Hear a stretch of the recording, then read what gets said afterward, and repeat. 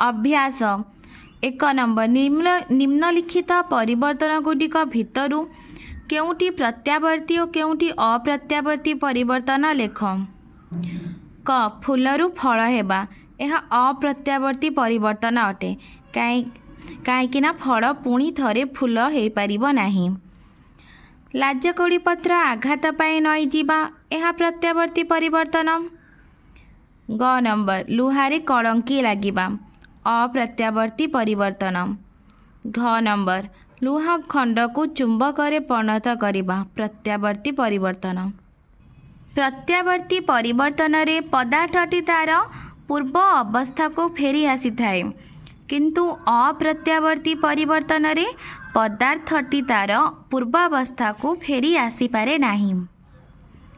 2 number निम्नोक्त प्रक्रिया मध्यरु केउटी अस्थायी प्रत्यावर्ती भौतिक बा रासायनिक प्रक्रिया लेख। किरोसिन दहन यह रासायनिक प्रक्रिया अटे रासायनिक प्रक्रिया रे एक नूतन पदार्थर उत्पन्न होइथाए। ख नंबर कलंकी लगी लुहा कंटार वस्तुत्वर वृद्धि यह रासायनिक प्रक्रिया। ग नंबर बेसी बेसी लुण जल रे द्रवीभूत कराई संतृप्त द्रवण तैयारी करिबा प्रक्रिया।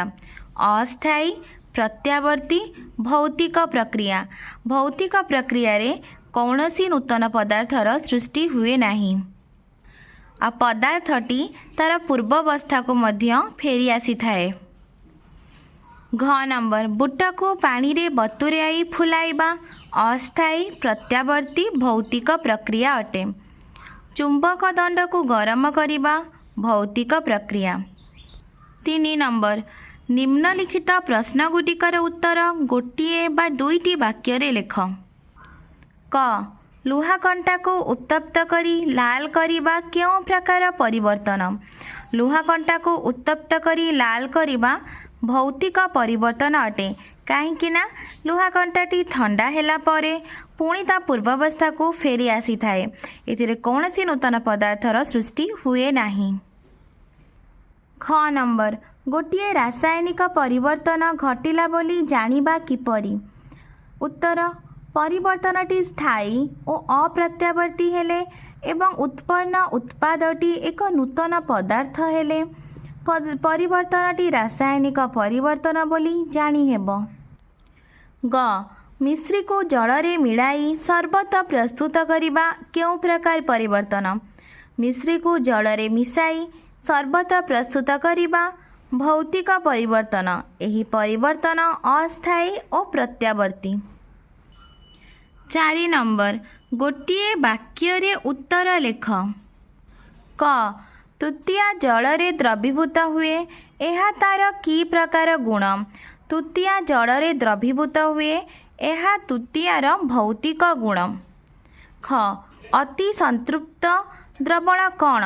संतृप्त द्रवण को गरम कले ताहा आउ किछि अधिक द्राव को द्रवीभूत करे एहीपरि भावे प्रस्तुत द्रवण को अति संतृप्त द्रवण कहुए। ग नंबर तापर परिवर्तन रे द्रवण की प्रकार प्रभावित हुए। तापर प्रभाव रे द्रवणीयता बढ़े और ठंडा हेले बा ताप कमाइले द्रवणीयता कमे। 5 नंबर जल रे द्रवीभूत न हेउथिबा 4 गोटी पदार्थर नाम लेख। जल रे द्रवीभूत न हेउथिबा 4 गोटी पदार्थ हेउछि तंबा गुंड लुहा गुंड बाली चक खड़ी इटा गुंड इत्यादि। 6 नंबर कारण दर्शाओ। क क्षीर छिंडी छेना हेबा एक रासायनिक परिवर्तन। क्षीर छेना हेबा परे छेना को आउ क्षीर रे परिणत करी हेबो नाही तेणु परिवर्तनटी स्थायी और अप्रत्यावर्ती। छेना और क्षीर संपूर्ण अलग पदार्थ तेणु यह एक रासायनिक परिवर्तन। ख लुण को गुंड करबा एक रासायनिक परिवर्तन नुहे। उत्तर लुण गुंड हेबा परे एही गुंड लुण को पुनश्च लुण स्फटिक परिणत करी हेबो तेणु परिवर्तनटी अस्थायी और प्रत्यावर्ती अर्थात यह एक रासायनिक परिवर्तन नुहे। सात नंबर पार्थक्य दर्शाओ। भौतिक परिवर्तन, रासायनिक परिवर्तन। भौतिक परिवर्तन वस्तुर भौतिक अवस्था, द्रवणीयता, आकार और चुंबकत्व आदिर परिवर्तन घटे। रासायनिक परिवर्तन रे वस्तुर संरचना रे परिवर्तन घटे। भौतिक परिवर्तनटी अस्थायी और प्रत्यावर्ती अटे। रासायनिक परिवर्तनटी स्थायी और अप्रत्यावर्ती। भौतिक परिवर्तन रे नूतन पदार्थ सृष्टि हुए नहीं। रासायनिक परिवर्तन रे नूतन पदार्थ सृष्टि हुए।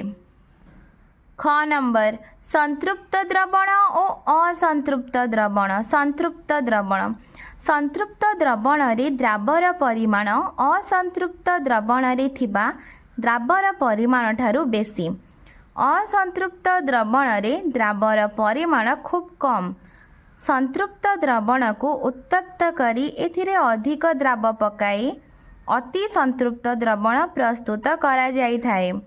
असंतृप्त द्रवण रे अधिक द्राव पकाई संतृप्त द्रवण प्रस्तुत करा जाए। पिलामाने तुमको वीडियोटी भल लगिले प्लीज लाइक एंड सब्सक्राइब।